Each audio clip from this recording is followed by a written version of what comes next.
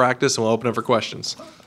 It's really strange. This is my 18th year going into being a head coach, and to start basketball this early. You don't have the midnight madness fanfare. We're able to work our guys out in the summer. We had all our players here all summer, all preseason. So although yesterday was technically our first full day of practice, we've been working these guys out and practicing them some for a long time. So the great news with that is we're further along than we've ever been, and really excited about the guys, the new guys, and the energy and the effort that they've brought to us already in a short amount of time. All right, we'll start with questions over here on the right. Gabe? I guess Logan's holding my mic. Billy, give us a name of a returning player that you've seen make the most progress, that got on the floor last year, but you've seen a ton of progress since the end of last season. Alex Caruso has made some big strides in his ability to score and just his body. He's gotten a lot stronger. I would say him right off the bat when I think of that, answering that question. But really, we've made great strides with all our guys. You know, we had a young group and 7 guys back from last year. Devontae Fitzgerald, obviously, from when he tore his knee, his ACL in last February, to where he is today. He's better than he was last year before he was injured. You know, so those 2 guys come to mind right away. Staying in the back, Mike. Coach Kennedy, this season you have a very tough non-conference schedule before you get into SEC play. Is that going to hurt or help you for the rest of the season? Well, I think it's definitely going to help us from the standpoint we've got more experience, we're more equipped, we're deeper. You know, it'll prepare us for the league. You know, whereas maybe in the past I wasn't as confident with our roster. With our talent level and experience to play this kind of a schedule. So I think it's definitely a positive, or I wouldn't have been as excited to step out there and do it as aggressively as we did, especially we would have played a couple of teams because the SEC has stepped in and wanted us to make our schedule a lot tougher than it's been in the past as a league. But to play Baylor, Kansas State and Arizona State, and then play Dayton and possibly Connecticut or Boston College and West Virginia, who are also in that tournament in Puerto Rico. I probably wouldn't have stepped out as much, but I'm very confident with the group that we have, and I think it's going to mature us real fast for conference play. Chip in the back, standing. Come to your right, Chip.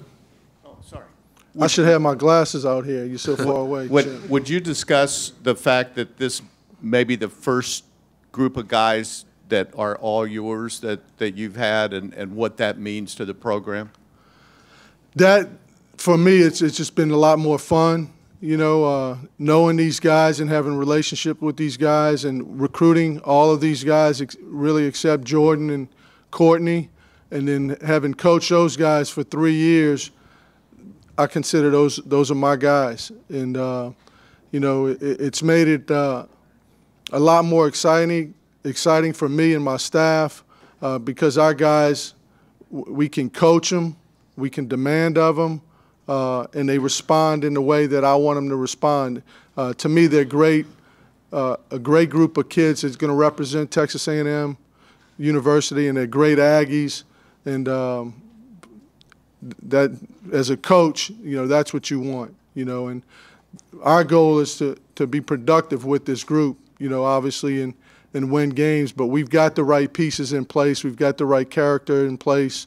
Now we got to put it all together and go finish it off with a great season. Here on the right side middle, Olin.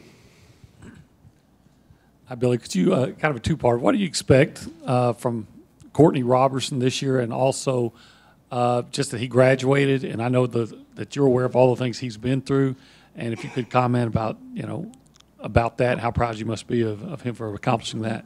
Well, the great thing about Courtney is it's his 5th year, and so many guys, you talk about the one and dones and the guys 2 years and leaving and guys transferring every year. Courtney's been in the system for 5 years, and that usually equates to a great year when you have a guy that's gone through the process, been through the grind, had the heart issues twice, missed a year with the ankle.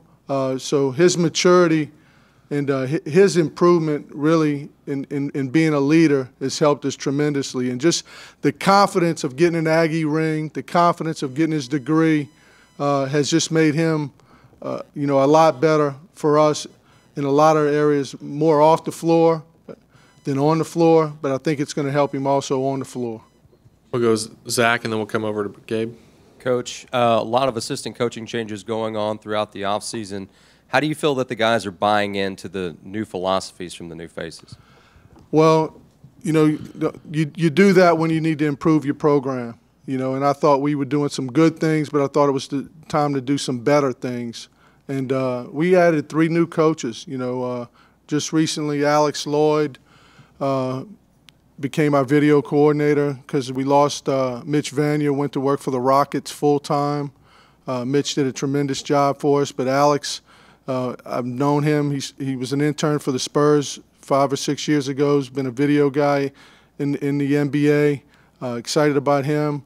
Amir Abdur-Rahim played for me, coached for me 9 years.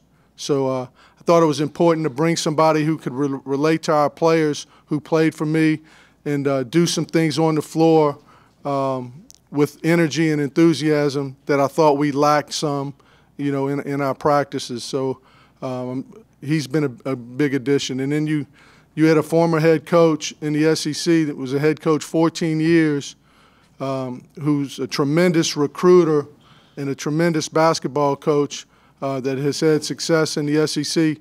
I couldn't ask for, a better 3 guys to come in and give us an upbeat and give us a lift, I think, to help throw us over the top. Here on the right side, Gabe. Billy, I got a 2-parter. Number one, what can you tell us about the eligibility status of Daniel House and Jalen Jones? And then secondly, what is your expectation of Tony Trosha Morelos as a freshman? Well, first of all, those 2 guys, it's ongoing. We really don't have a complete status on House and Jalen Jones. We know for a fact Jalen will be eligible as early as December 20th, I think. Our first game right after the exams. But his situation, in my opinion, I'm hoping will get approved. There's so many guys getting waivers by the NCAA that played in games last year. Jalen didn't play in any games last year. And we've gotten great support from SMU. And anyway, that's ongoing. We're hoping he doesn't have to miss any games this year. And Daniel House, we won't know that for probably till November. That's something that's ongoing. Tony Troca, I expect him to be in our top 8. Making the adjustment physically. He hadn't played basketball competitively in 2 years, but we were able to get him here early in May and get him enrolled in Maymester, and he's been here the whole time. And his body has gotten stronger. He's gotten more confident. But he's an international player, and the adjustment, it may take him a little bit longer to be an impact in the fall, but just his length and his talent offensively is something that we haven't had in this program the last couple of years. So he's a freshman, but I think he's a talented freshman we're going to have to rely on, and I think he can help us, but I think you'll see more January, that type. I hope it's tomorrow, but it may be a little bit later. Middle on the left side, Christy. If you had to pick the thing that excites you most about your team entering the season, what would it be? Just their love for each other and love for being here. These guys love A&M. They love each other. They hang out off the court. We got great leadership. Alex Caruso and Jordan Green have done a great job representing me and my staff on what we think is important. And they've communicated that, and it's trickled down all the way through our roster. And we haven't had that togetherness and unity since I've been here. Got time for a couple more in the back, Mike, and then we'll end it with Mark. Here's another two-parter going on. Alex Robinson on this team is going to be able to run as a true point guard, get Caruso, more naturally to his two. And can you describe that as bringing more versatility to the team? And also about Avery Johnson Jr., he seemed to have a lot of personality last week when we met them and everything. Does that help the chemistry for this team compared to years past? Alex Robinson's a tremendous player. I like playing him and Alex Caruso a lot at the same time already. Just them playing together, it helps us have two ball handlers, playmakers on the floor.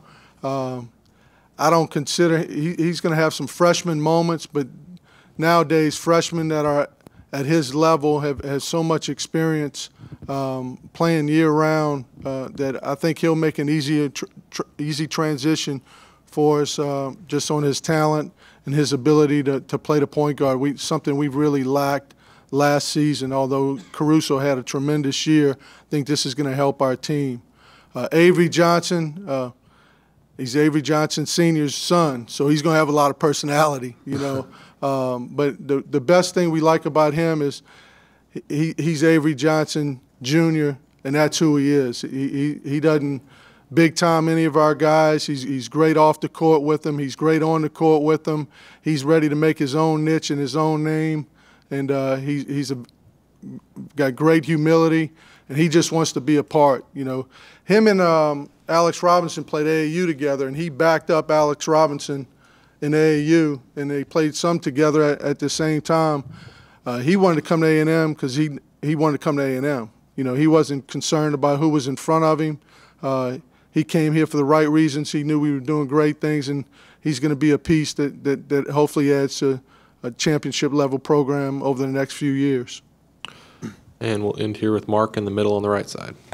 Well, I was going to ask about the point guards, but that one just went out the window. So can you talk a little bit about the increased depth that you got up front, especially at the small and power forward position?